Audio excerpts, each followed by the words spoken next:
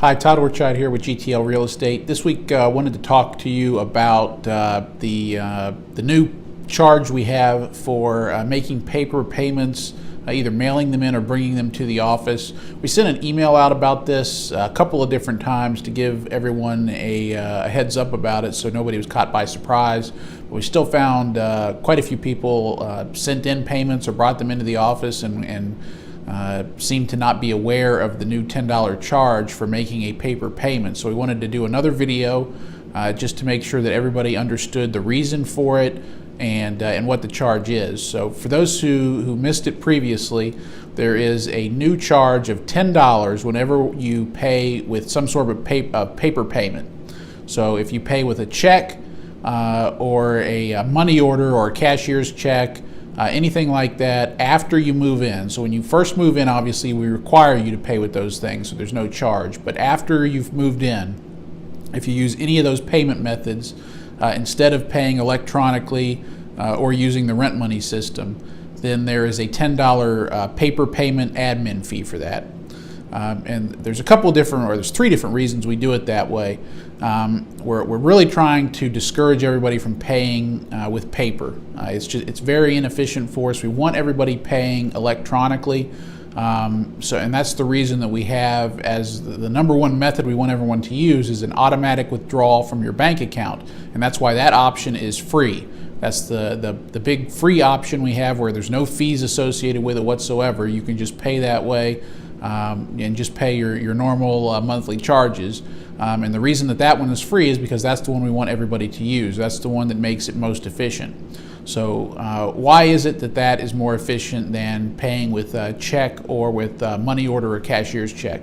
So several reasons for that. First is it just takes time for our staff to put those payments into the computer, prepare deposit slips, take them down to the bank and get them deposited. It's just a lot of time that's involved in that. If we're going to do that, we have to charge a fee just to cover our cost with that. I've recently had to hire a new employee.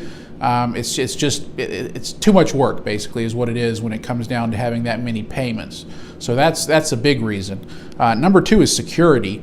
We want to make sure that we don't lose any payments. And this has happened a couple times in the past where money orders have gotten lost. And of course, we have to pick that up if that happens. We have to cover that. Of course, we have insurance and all that, but it's still there's insurance deductibles and there's a lot of hassle involved with that. So, it's a security issue. Paper can get lost. Things that are paid electronically on the website, those can't get lost. That money just goes directly into our bank account, so it's a security issue. Security is also the reason we stopped taking cash at the office, because it was not just an issue of it being lost, it was actually an issue of worries about burglary. We had a drop box we used to have at the office. Some of our tenants that have been with us for a while might remember, and we had to take that down because people tried to break into it. So, security is always a concern we have. So that's one of the reasons we don't want to be taking money orders or any form of paper payment. The final reason is just problems we have when we go to the bank. So it's not just time consumed with actually going to the bank, it's what the bank requires you to do when you get there. So because of the amount of money we process, we have to go through a lot more than you do when you go to the bank. So when you go to the bank with a check for $1,000 and deposit it, it's pretty simple. You just put it into the ATM and you're good to go. That doesn't work that way for us. When the government back in after the days after 9/11 passed the Patriot Act, as they call it, it included requirements for financial tracking because they were trying to make sure that terrorists weren't laundering money. So one of the things they do is anytime someone is trying to deposit more than $10,000 at a time, there's all kinds of paperwork that has to be filled out. Sometimes that takes up to an hour. Our employees have to be down at the bank filling out paperwork and going through security checks that the government requires the bank to do when we deposit that much money. And because we're collecting hundreds of thousands of dollars a month in rent, so you can imagine how many deposits we have through the month that are more than $10,000 at a time. So it's just a lot of time-consuming time at the bank that goes into that, and it's not worth it. With all the different payment options that are available out there now, it just doesn't make sense for us to continue to take those payments. Now, some of you might still want to do that. You might still want to pay by check.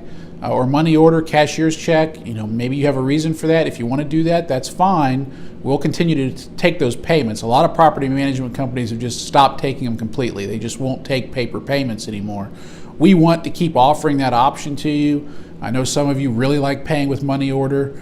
You don't have a bank account or whatever the case may be, so we want to keep that option open to you, but we do have to recoup our cost on that. So if we're going to do that, we do have to charge that $10 fee every time you make a paper payment.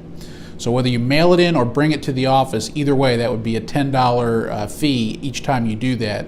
So if you're going to do that, pay that way, make sure you add on that $10 when you make that payment so you don't get a late fee. I mentioned all the different payment options we had, so I want to go through those.